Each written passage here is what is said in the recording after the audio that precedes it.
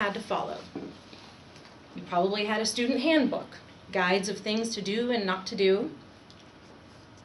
When you started on your career, you have another handbook, but you also have your goals, your annual goals that you usually have to meet or exceed in order to progress to the next level.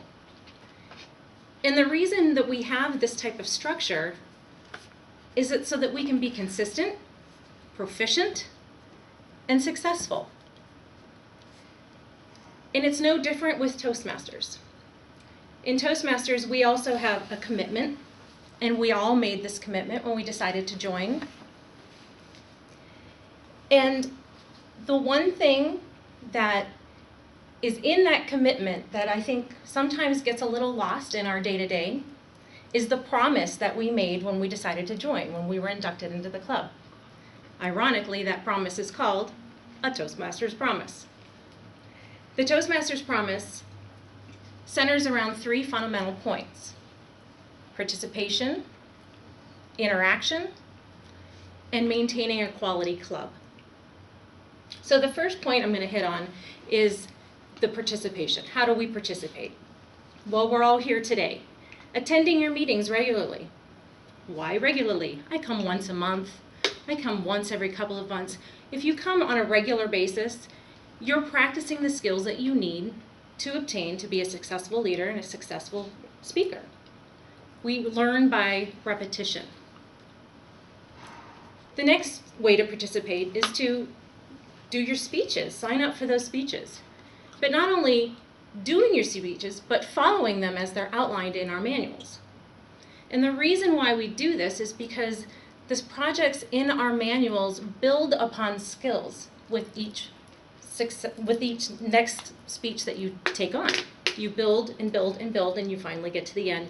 And hopefully at the end, if you've followed your project, you've attained and acquired a wealth of skills in order to be a successful speaker. The next way to participate is by doing your assignments, going out to Toast. I'm going to fill the ah counter role. You're just going to show up and just count ahs and ums. Not really, no. You're learning leadership. There's things in that project that you need to be honed in on. There's learning that needs to take place with each lesson in each book. And when you come unprepared, you do yourself a disservice. And if you don't fulfill your obligation, you're also taking away from another club member who could be learning from your contribution, from what you have to offer that day. So the next I'm going to get on to our interaction. Hopefully there. Sorry, I'm in everybody's way. So ways that we interact with the club. Evaluations. I'm sorry that you're not going to see that little piece of it that happens in a typical structure of a meeting, but you'll be exposed to a little bit with our general evaluation.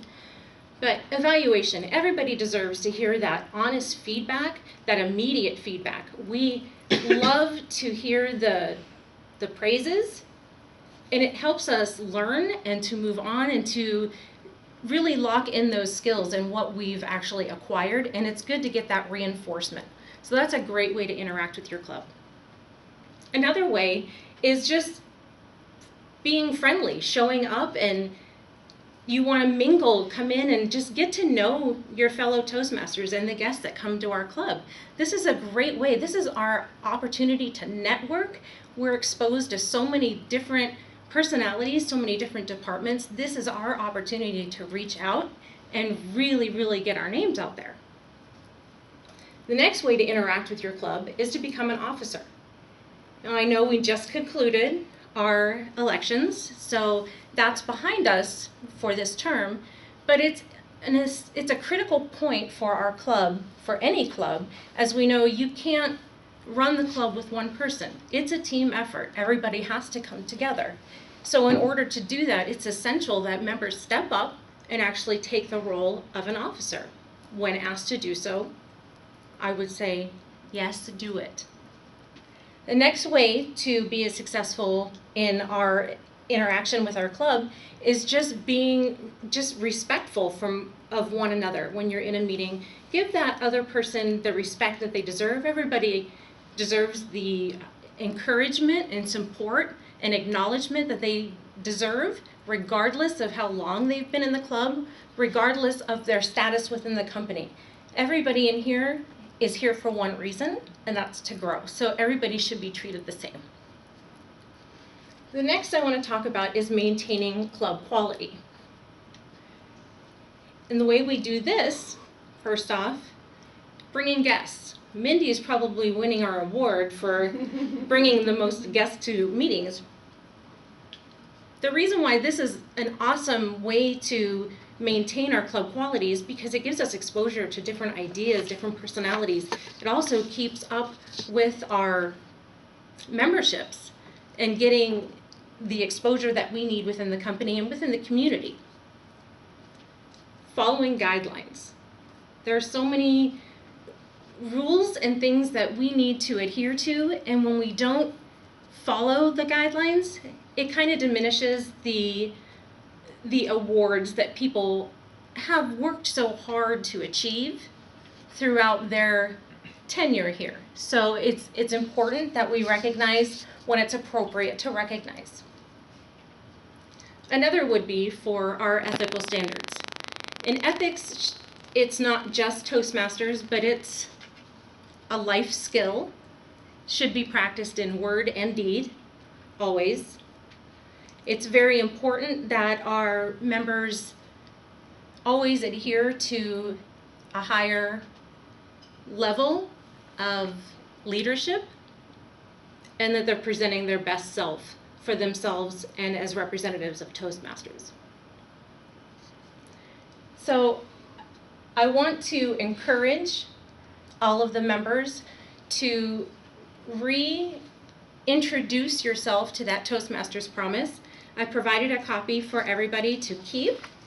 You can hold it on to your, at your cube, bring it with you to meetings, but get familiar with the promise that we all made when we decided to be Toastmasters and try to really fulfill all of the points that are hitting on that promise. And to conclude, I just want to say that clubs are only as strong as their members.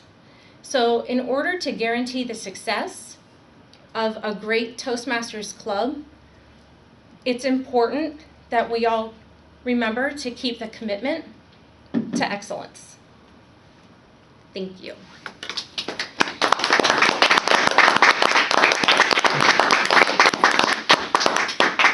Thank you, Stephanie. What a great reminder of responsibilities and things we have in Toastmasters. Love the little handout. Also a great reminder for us.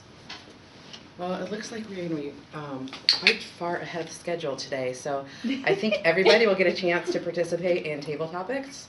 And today, keeping with our theme of Spice It Up, I'd like to introduce our table topics master today, Kathy.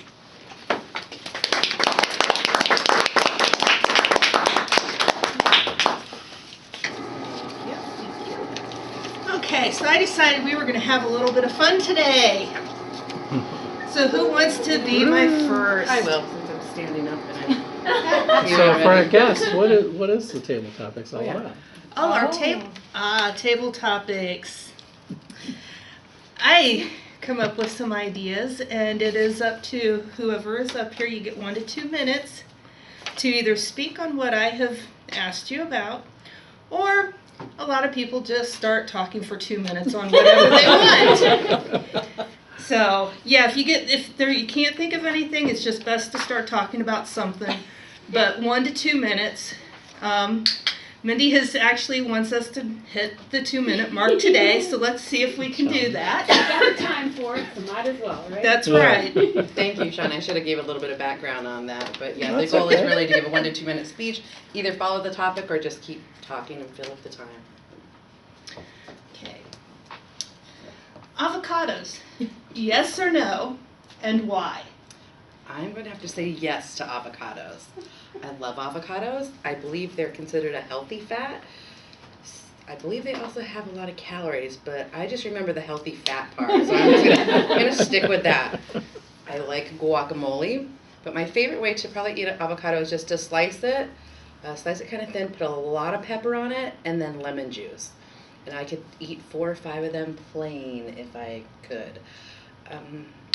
I recall one time I went to San Diego when I was younger, and a friend of mine, his parents lived on a farm that they raised avocados, just trees and trees of them. And I must have filled up like 2 huge brown paper bags, when I don't even know if those still exist, do they? But they were brown paper bags. Just loaded them with avocados and brought them back home. And I did give quite a few of them away to my family, but I think I ate avocados for maybe 2 weeks straight. As you know, they don't last forever, so you eat them rather quickly. I also like them in salads. I saw Jessie Cedeno had some for breakfast this morning on her eggs. And I thought, oh, that looks delicious. I wouldn't have thought about that. I have had them on English muffins before as well. But I definitely would have to say yes to the avocado. Thank you. Okay, thank you. Next. Anybody? Why not? Okay, Jason. I've got a good one for you. Oh, wow. You have one prepared just for me. That's right. Describe the flavor. I was going to give the business to myself. Describe the flavor of the hottest pepper that you can think of.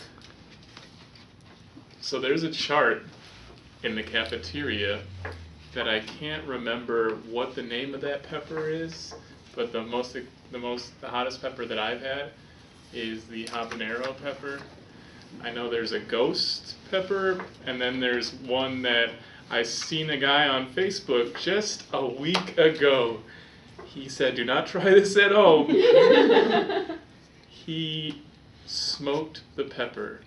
And what I mean by smoked is he took the pepper seeds and put it in what others use for illegal activities and literally inhaled it into his lungs. Oh, wow. And he was dying, like coughing. He was even stating, if I fall over, don't call the ambulance. I leave everything to this. And not only, and then he said he had an extra bonus. So not only did he huff the smoke, then he cut up a line of seeds and snorted them. Oh. So he huffed it and snorted it. I think it's a North Carolina Reaper. That's what it is. It's a North Carolina.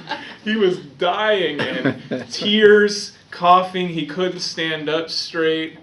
And on top of it all, then after huffing it and snorting it, he put it in his eyes and ate one, and he basically ran outside and fainted. So, the North Carolina Reaper, watch out. Yes. Actually, the Carolina Reaper is the hottest pepper on record as of 2014 with a Scoville heat unit of 2,200,000. Jalapeno is only 2,500 to 8,000, with your habanero being 100,000. So that just gives you an idea. So yes. Wow. I was on them all. Yes. Those are the Scoville scale? Yes, the Scoville heat unit scale. So yes, actually the hottest thing ever is a pure capsaicin drops 16 million. That's the artificial? Crazy. Is it the artificial stuff? Mm-hmm. Yeah. Yes. So next. Okay. Come on up, Alicia.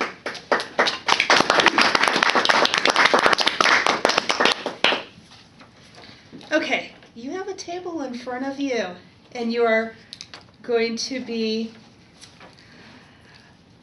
you're going to interview for next Food Network star, and they want you to make salsa.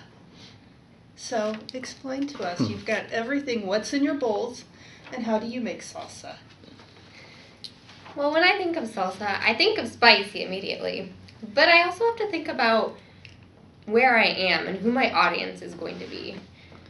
being in the United States, I know a lot of us probably don't enjoy something that will put us in great amounts of pain or possibly send us to the hospital.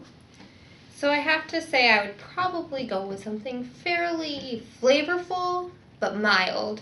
It's not too much spice. That said, I would probably stay away from the North Carolina Reaper, Jason. I apologize. However, I would definitely make sure to include some tomato in there.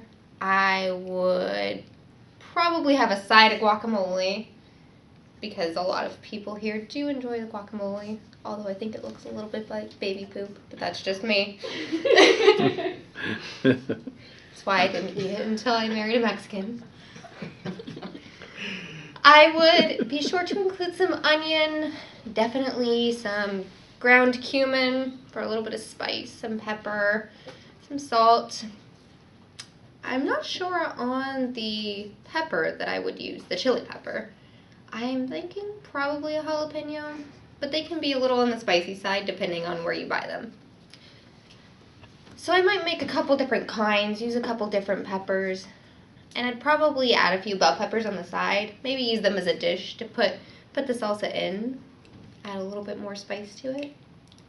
Try to be a little creative. Maybe I'd play some salsa music while I cooked, so that way I would just look like I knew what I was doing. Because, to be honest with you, I have no clue what I'm talking about.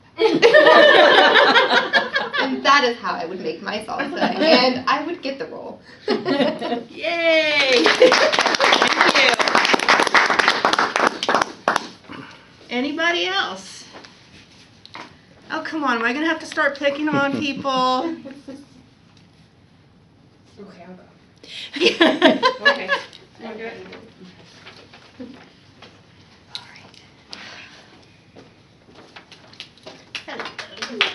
So, Delayed. we have salsa over here to eat, which is very yummy. But what is your favorite Mexican dish? And describe it so that we want to run out and get some. I enjoy every type of Mexican food under the sun. I could probably eat salsa all day long.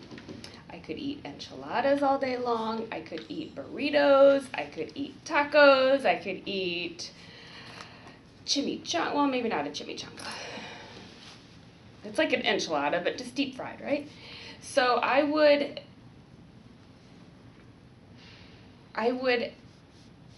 advise everybody to at least try an enchilada, maybe some red sauce, maybe some green sauce, but it has to have refried beans in it because that is kind of a staple item in all of the Mexican restaurants that I've ever gone to. Don't really make Mexican food at home. My husband does.